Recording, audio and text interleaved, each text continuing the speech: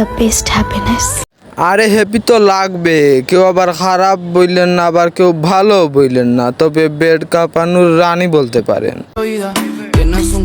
আরে বেড কাঁপানোর জন্য বাসায় তো আছে, কারণ বাসায় তো থাকেই, তাই না?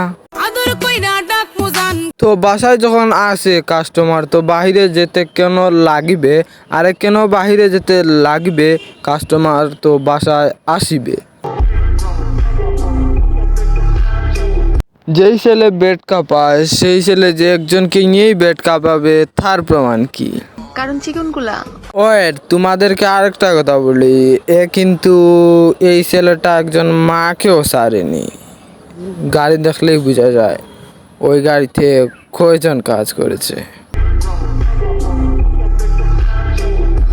এরা তো টাকার পাগল, টাকা হলে তারা কি না করবে? বেড কেন, পুরো শহর কাঁপিয়ে ফেলতে পারবে, এমনকি টিকটকে টাকা ছাড়াও দেহ বেচতে পারবে। এটা তাদের জন্য ইটস সিম্পল মানবতা। যেই জায়গায় মানুষ বাড়ি দেখলে বুঝতে পারে ওই বিল্ডিংয়ে কয়জন মানুষ কাজ করেছে, গাড়ি দেখলে বুঝতেই পারবে ইটস সিম্পল, যেটা খুব সোজা। বিল্ডিংগুলো যদি এত বড় বড় হয়, মানুষ তো বেশি কাজ করেছে, আর এ কোথাও কোনো বিল্ডিংয়ের জন্য ছিল না।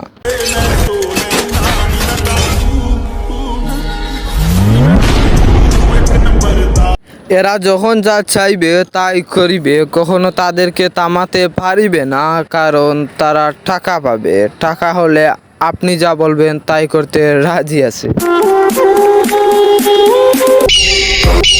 হেই গাইস, আসসালামু আলাইকুম। তো কেমন আছো তোমরা? বাবজানের এলাকায় স্বাগতম। আর একটু টেলা মাইরা নাও, বিল্ডিং তো ছোটই দেখা যায় আবার বড় হয়ে যায়, তার মানে কাজ করার জন্য খুব বেশি মানুষ ভিড় লেগে গেছে, তো টাকার অঙ্কটা তো একটু বেশি থাকবে। কই আপনি তো কখনো দেখান না, আজকে দেখাই ফেলেন। আরে না না, এগুলো আপনার দেখাতে বলিনি। আপনার সম্পদ আমরা জানি সবাই দেখতে পারিবে, বাট আমরা রুচি নেই যে, আপনি বরং টাকাটাই দেখান। আমি তো বলেছিলাম শুধু দেখান না, আপনাকে বলিনি এত বেশি করে দেখাতে। আরে ভাই, এ তো হাসার কিছু নেই, আবার কাইন্দেও না, কারণ খান্দার তো এখন প্রশ্নই আসে না। হাসারও কিছু নেই, চলে যেতে পারো বাসায়। টিকটকে তো অ্যাড্রেস দেওয়াই থাকে, আবার জিমেইলও দেওয়া থাকে, কন্ট্যাক্ট করে নিয়ে নাও।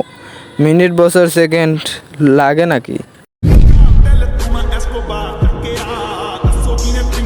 যেই সমাজের আবর্জনা থাকার কথা ডাস্টবিনে, সেই আবর্জনা মানুষ নিয়ে যায় বেডে, আর নিজের কাছে যত আবর্জনা আছে সব ঢেলে দেয় বেডে।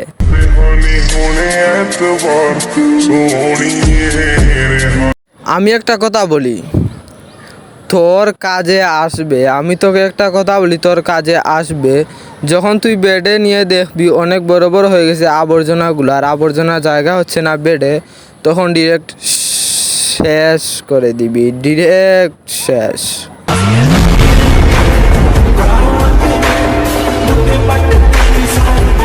পানি সবাই ইউজ করে, তবে কেউ খাওয়ার জন্য ইউজ করে, আবার কেউ পরিষ্কার করার জন্য ইউজ করে। পানির কথা বলতেছিলাম। এখন আমি তোমাকে বলি, মেয়ে খারাপও আছে ভালো আছে। ভালোটাকে মানুষ ভালোভাবে ইউজ করে, আর খারাপকে খারাপভাবে। তাই বলে তো আর তুমি সব মেয়েকে খারাপ বলতে পারো না। মানে তো মানিটানি বুঝবা না, যে খারাপ সে খারাপই বলবে, আর যার মন মানসিকতা যেমন সে ভালোই বলবে, আবার খারাপও বলতে পারে। নিজের মন মানসিকতার উপর ডিপেন্ড করে। ধন্যবাদ। আরে তোকে বলি শুন, তোকে টিস্যুর মতো ইউজ করবে, কিন্তু একটা কথা মনে রাখিস, ইউজ করা টিস্যু কখনো ভালো হয় না, খারাপ তো খারাপই। বাহ বাহ, তোর তো প্রশংসা করতে হয়। কখনো ভালো কখনো খারাপ, তুই ভালো নাকি খারাপ ওইটা দেখার বিষয় না, কিন্তু তুই ভালো হয়েছিস একবার, আরেকবার দেখাবি খারাপের রূপ। তোকে দুনিয়ায় পাঠাইছে কে? তো দুর্ঘটনায় জন্ম, এটাই তো তার সহৎ কর্ম। কোনো অসুবিধা নেই স্যার। অসুবিধা নেই, প্রবলেম নেই, কাজ চালিয়ে যাক, ও সময় মতো বুঝতে পারবে, সামলাতে পারবে তো ঠেলা।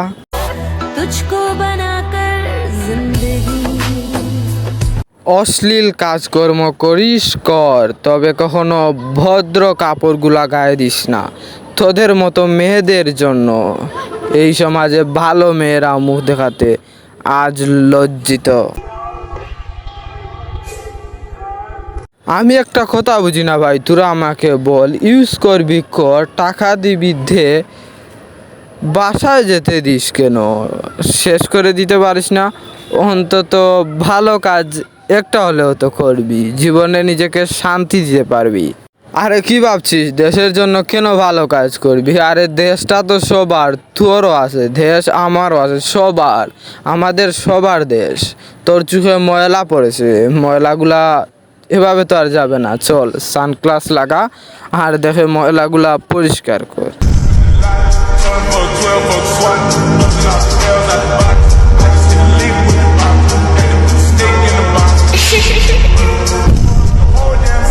ভালো কাজ করলে শুধু নামে না, তোর জন্য থাকবে দুহাত ধরে হাততালি। ভালো কাজের ফল ভালো পাবি। সমাজে যতই খারাপ কাজ করস না কেন, সব কিছু মানুষ ভুলে গিয়ে একবার হলেও তোর ভালো গুণটাকে মনে করবে। আমি তো বললাম, জ্ঞান দিলাম তো, পরিষ্কার তো হলো দেশ, কিন্তু একই গাল দিল আমায়, নাকি সালাম দিল, নাকি সম্মান দিল? আমি তো কিছু বুঝতে পারতেছি না। মনে হয় গাল দিয়েছে। থাক, আমি আজকে বুঝিনি বলে এও আমাকে নিয়ে হাসছে। আমি আর এরকম করব না, আমি বুঝার ট্রাই করব। नाज इतना भी नहीं কালকে দেখলাম বিল্ডিংটা এত ছোট, আবার এখন দেখি এত বড়। ওহ, আমি কেন ভুলে যাই বারবার? আমার মাথায় জ্ঞান দেও হে প্রভু, আমার মাথায় জ্ঞান ভরে দাও। বিল্ডিংয়ে যখন কাজ চলবে তখন ছোটো থেকে তো বড় হতেই থাকবে, তাও আবার যদি বেশি মানুষ কাজ করাত লাগে তাহলে তো সময় লাগবে না। আচ্ছা, আর তোমাদেরকে কিছু বলবো না, একটা কথা বলি, তোমরা তো সব জায়গায় যাও, তার মানে তো কক্সবাজারও গিয়েছিলে তাই না? আমাদের এলাকার এক চাচা বললো, তা সঠিক নাকি? আমি বলুম না, আমার শোরুম করে। কালকে আমার চাচতো ভাই আমার সাথে একটা গল্প বলেছিল, সেই গল্পটা তোমাদেরকে শোনাই। সে এক মেয়েকে প্রপোজ করেছে, বিয়ের জন্য তাকে বলেছে, আর সেই মেয়েটা একটু লজ্জা পেয়ে বলল, আমি একটু লজ্জা পেয়েছি। এর পরের দিন আমি শুনি তাদের বিয়ে।